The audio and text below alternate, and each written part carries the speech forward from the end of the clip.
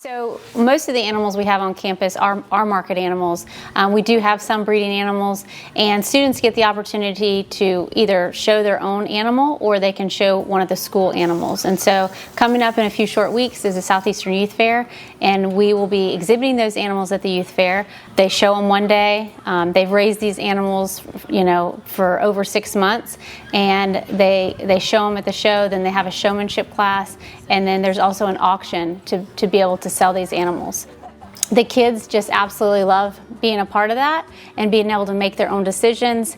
It's a lot of work, and sometimes they don't realize that until they start the projects, because they're coming to school before and after school, on the weekends, Christmas Day, cold weather, hot weather, taking care of these animals because they know they're living, breathing things that just really depend on them. And so for middle school especially, it's a lot of responsibility, but most of them do really well with it and learn a lot of life skills throughout the project.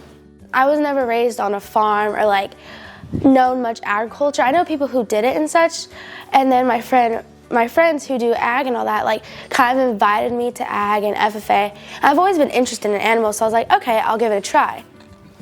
Definitely, for me personally, I've learned a lot more about how animals and plants work, instead of just planting and, oh look, you raised a cow. More of what goes into it, all the hard work and labor, resources, and more about the body parts and how the immune system and stomach system works in animals, and how plants are grown and fed to keep alive. Same with the animals. So definitely more depth into how to raise and how to grow plants and animals. So through ag and FFA, I was able to help show and learn how to show livestock. Definitely one thing I enjoy was showing the heifer and helping out with learning, and definitely learning how to do that. That has been a dream forever.